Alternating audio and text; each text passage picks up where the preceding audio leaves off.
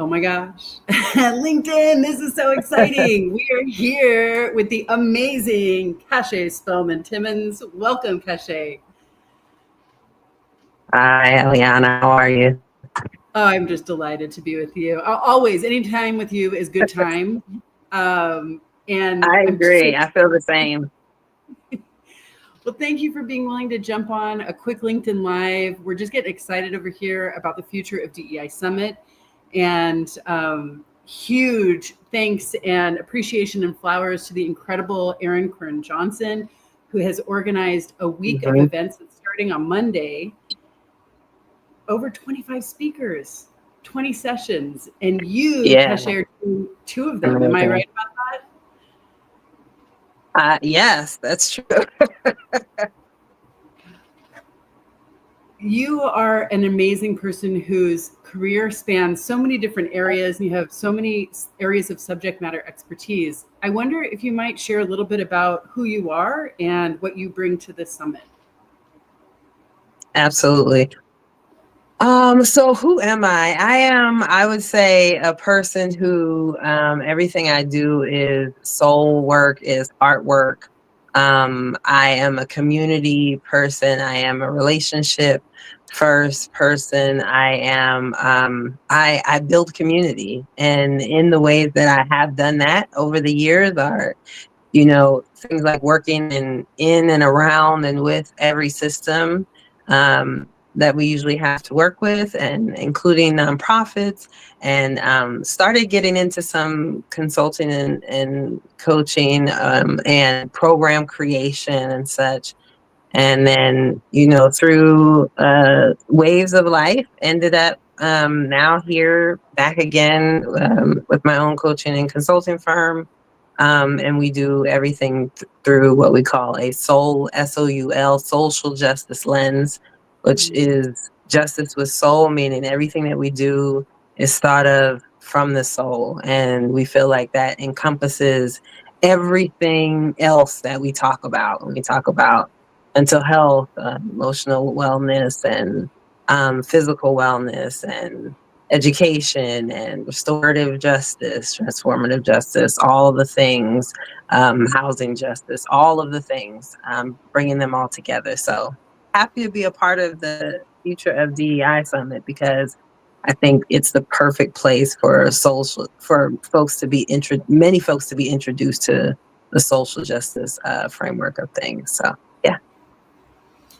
It's incredible. I mean, we've known each other for a few years now, been able to spend a little bit more time together recently. And to anyone who might be meeting you for the first time, I cannot speak highly enough about you and the way that you show up in community.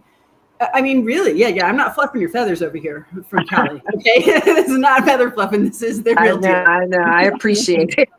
But it's true. It's like you show up in community. We've had an opportunity to be in a community space virtually on recently, where the ways that you listen intently and get very quickly to the center of what another person is saying is really remarkable. And, I don't know how much of that is like your background in social work or your family of origin or your culture, what it is that brings this gift that you have. But every time that I hear you speak, you did a live event. Was that on TikTok or Instagram? Maybe? It was Instagram. And people, and I could tell I wasn't the only one in the audience who was like, wow, this person is really dropping amazing insights in here that are timely and powerful in a way that so many of us. So you're doing 2 sessions this coming week. On Friday, May 16th, 7 a.m.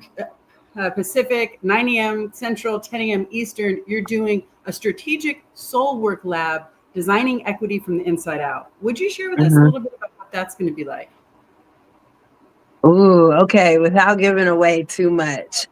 So the the purpose of this session is really to be like reflective and inquisitive and really root us and ground us in what can we do to design the work that we know we want to continue to do, how do we do that from the inside out? And that's not just, this is a soul work lab. Okay. So part of the inside is not just inside your organization or inside your role. It is inside you.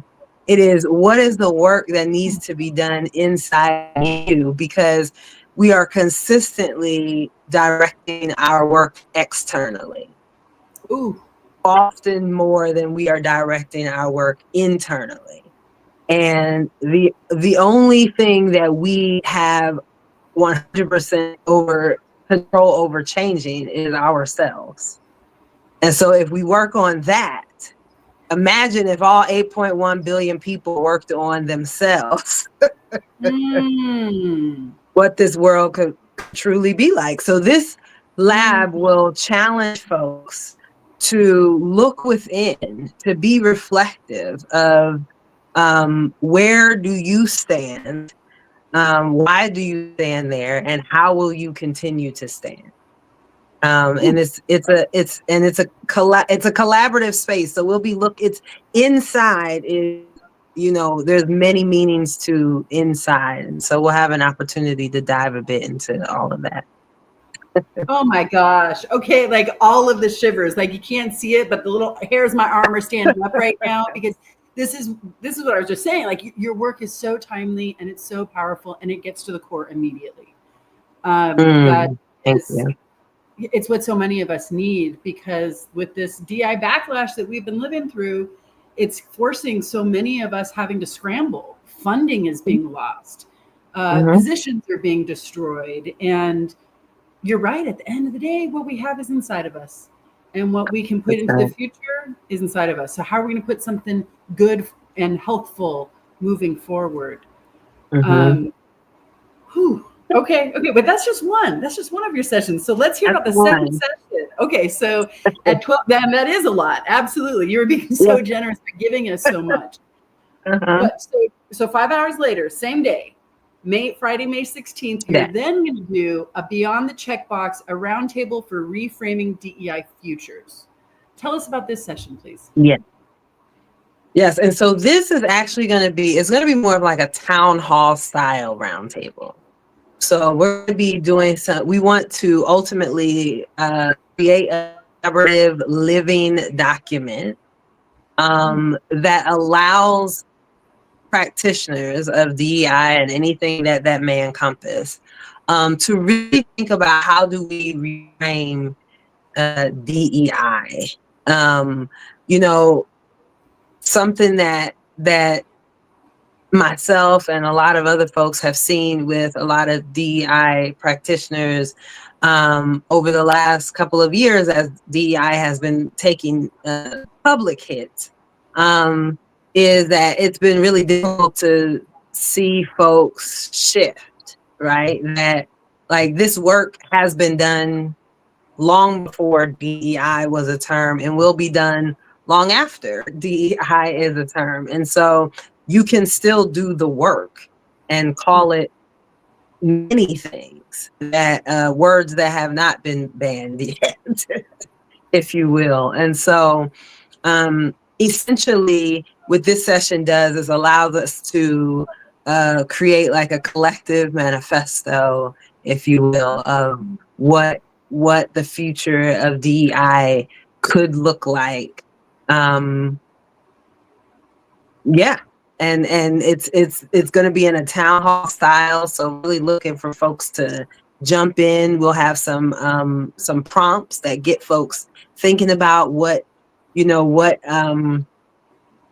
it look like? Like when you, DEI for many people is actually a trigger word, a trigger phrase right now. So when you think about that, what did you used to think about when you heard that? What do you think about now? What would you like to think about in the future? What are some other words or phrases that spark that same place that DEI uses? So just get people to a place where they're able to, we want to do some collective healing around this concept, and also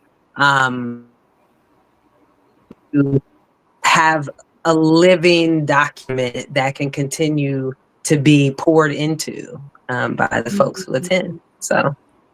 Oh my gosh. Yes, that is so exciting to hear. I feel like so many people are really feeling isolated right now and run down. And to show up in community in a way that is forward facing and that we're linking arms virtually and moving forward together, that's the real power.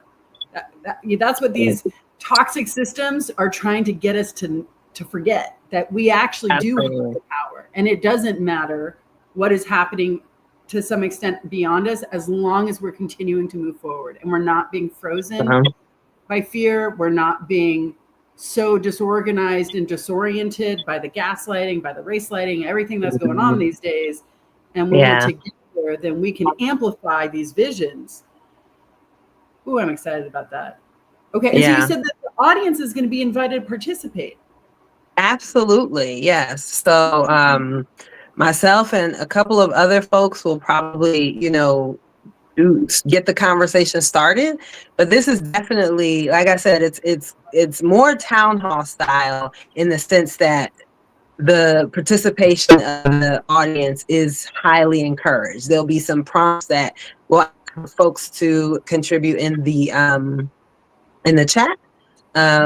We'll ask folks to come off of mute. We'll have different ways of getting folks involved, but really wanting to make that one a space where everyone is pouring into that idea of what the future could look like and how we can get there. Oh my gosh, this is exactly what we need. And what a great way to end the week, because there are going to be a variety of sessions. Some of them are one-to-one fireside chat kinds of conversations. Others are more didactic, where someone's presenting a topic with slides. And then there are a couple of town halls. And so having that mix of opportunity throughout the week, but ending in that way, with that kind of energy, like, wow, what a way to bring it all home. Well, Elliot, I love a good action item, and so this is a huge action item. This is essentially, if you decide to pour into this, what I'm hoping is that is a sort of commitment to yourself, to your community, that you'll take this with you as you move forward. This is you will take these ideas and more as they grow, as they evolve, and do something with them, live them. Absolutely, yes. And you're making me think of this quote by Dr. Resmaa Menakem, who's been talking a lot about the edge of possibility and peril. That there is some real danger out there. There is some real loss that's happening. And there's also an incredible opportunity for new growth, for new imagining. And so when we do that together, the amplification, and I love what you're talking about of like making a commitment to ourselves and community at the same time. Like, we don't need to be, I think one of the amazing things that happens in queer spaces is that we don't have to get stuck in a binary. We know how to think beyond the binary. So it can be a both and at the same time. And frankly, that's what liberation is about. It's like, how do we liberate for ourselves and with each other always? Absolutely. And I am a strong believer that we have everything we need within our communities. And sometimes we just need that reminder. And so my hope is that both of these sessions, but particularly the last one where everyone is contributing, or everyone who wants to, it can serve as a reminder of what we hold, of what is already inside of us individually and as communities, and that it's inspiring and also activating. Yes. Another quote that you're reminding me of with that last piece is Jennifer Lee Coble, who talks about responsibility regardless of hope. That we have a responsibility responsibility to ourselves. We have a responsibility to future generations. And regardless of what is being put, what barriers are put in front of us, we keep going. We keep pushing through one another. That's right. I wonder if we could take a quick second and show folks the Future of DEI website, because there's a lot to be excited about. Okay, all right. Here we go. So I am going to share my screen. And this is when I always tell people I am a better social worker than techie. And I got to say, there are a lot of social workers out there who are good techies, okay? So that's just me. That's my own thing. But okay, here we go. Everybody, the Future of DEI Virtual Summit session schedule. Get excited. It is starting on Monday morning with the incredible Erin Corinne, who's talking about identity and belonging, that the future is now, and she is doing this opening webinar. And then there are more sessions that are going to be populating, by the way, over the next couple of days here. So we also have at 10 a.m. we've got here, and this is, different times. If you go to this website, which is thefutureofdei.com, the schedule will populate in your time zone. Right. This incredible conversation about how to talk to kids about racism with Lewis Bard. And then we're going back into a webinar presentation with Erin, really focusing on social change, identity, inclusion, and impact right now in times of social change. And here's one of these incredible one-to-one sessions, fireside chat with Blair Imani of Smarter in Seconds. I've seen some of Blair's videos. They are powerful. Yeah, that's going to be a good one. And then going into a town hall session, so people, policy, and politics. Okay, and then, we're just gonna, people can go through this on their own, but I just want to make sure that people can see that there is an incredible array of influencers and topics. So here's a panel discussion about neurodiversity.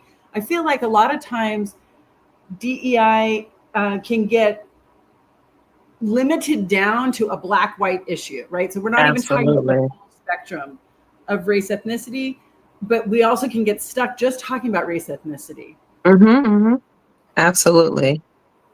And I think it's something that folks are seeing, something that folks realize quickly is that DEI is so much more than that, so much more than a black-white issue. So.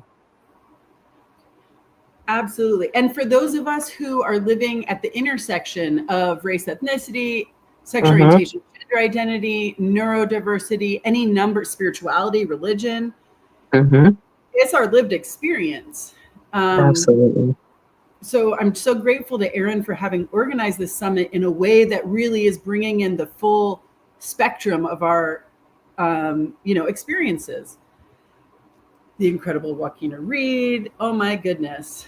And there are also roundtables, right? So Rest as You Climb, self-care for coaches and change workers.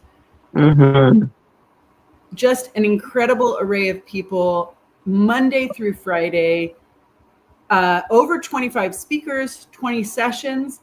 And it's amazing. Erin has made this available at a pay what you can basis. So if what you can afford right now is $5, she's giving you access to the entire week's sessions at that price. Yeah, I'm excited about all of these sessions. I really wish I could have completely cleared my schedule and attended everything, because this is going to be, you can't pick ones that you want to miss, Absolutely. And I think, and I can't remember off the top of my head right now, but there's one way that you could buy a session, or you could buy tickets that would allow for you to have access to the recording. So even if you can't make it at that moment, you can still go in and see the recordings later. In our last couple of moments here, I wonder if you would just share a little bit about why did you say yes to this invitation to present at the summit? Like, what are you most excited about? Well, one is I saw the name, the Future of DEI, and I think that is a pretty bold statement. You wouldn't think that it would be, but in the time that we are living in, it is a bold statement. It's very clear cut, to the point. You know what you're going to be there for if you go. And it's Erin. And, while, it's only been recently that we've been getting to know each other, you feel the energy of commitment to community. And I am interested in investing in people who are committed to community. So yeah, that's a commitment of mine. I love that so much. Absolutely. And the idea that there are people who are out here on LinkedIn, in other social media spaces, who are really moving the needle in ways that it may not be obvious if you're looking at mainstream media, right? But it's here. And so just want to give a quick shout out to Janice Gassimaser, who has posted an article today in Forbes about the future of DEI. So for anyone who is logging in, who would like to, and that's Erin, the incredible Erin. And so if people are interested to learn a little bit more about other people who are speaking at the summit or what the summit is about, there's this incredible article. And I'm going to go ahead and put links into the chat here after the event. Really, really cannot thank you enough for taking time just to jump on a quick session to share about the summit. Are there any final thoughts you'd like to leave us with about the summit or about your company and the work that you're doing? I would just say I want folks to check out whatever they can check out. I think the summit is going to be an incredibly transformative space. And it's a wonderful opportunity to be in community and envision for some folks and re-envision for other folks. And to be inspired, be inspiring, I'm excited. If you want to check out Cast Associates, CASTASSOCI 8, the number 8, TES.com. We do coaching and consulting from a SOUL social justice lens. And we also have some programs and stuff coming up this summer. So check us out, but also come to the summit, drop by the sessions on Friday if you are available. We'd love to have you in the space. I'm excited to see you too. Aren't you doing something, Eliana? Thank you. I am. I am really excited about this, and thank you for bringing it up. I'm doing a session on DEI backlash and racial battle fatigue, and really talking about the ways in which BIPOC folks who are doing DEI work, regardless of whether or not that's been our title, that we oftentimes will experience different types of challenges in the work. We will have different access to resources and different experiences with workplace abuse and retaliation. And when that happens, if there are firings, oftentimes we're the first to go. And white DEI folks might be held on a little bit longer. They might have had better access to resources and white executives in a company. And it might be easier for them to get a new job after they have been laid off. And so talking about the ways that those kinds of racial stressors on a daily basis can impact our physical health and our mental health. Dr. William Smith came up with the term racial battle fatigue. And so we'll be getting into that. Really, like, what are the indicators that our mental health and our physical health might have been harmed by that racial stress? And to a point that you were just making a moment ago, our ancestors also survived so much, and there's a lot of resistance, and there are a lot of strategies that we can use to help support our health and our healing from that racial battle fatigue. So we'll be talking about that too. Oh, I'm excited about that. I know, bringing the topics that, it's so painful, I think, for so many of us, and there's hope. There's reason to hope, especially in community. And for some of us, we might not have had the benefit of knowing about the strategies that our familial ancestral lines used, but when we're in community together, then we can start sharing some of those resources and tap into a kind of larger global form of resistance, frankly, that we may not have, well, certainly probably didn't learn in predominantly white institutions, and Right. it's coming through in the media. So we've got each other for that resourcing. Absolutely. And once again, like I said earlier, we have everything we need within our communities. The one thing we need to work on is asking for it, asking for what we need. And that'll be a little bit all in the soul work session. So Love it. I love it. Well, thank you so much for being here. And I want to give a shout out to folks who have logged in to watch this live and for people who are watching it after the fact. Chanel Spellman Timmons, hello, thank you. Your activity in the chat is everything, and just so excited that you're here and you'll be with us as well. And to everyone, thank you so much, and especially to you, Keshe. Thank you. Have a great evening. thank you.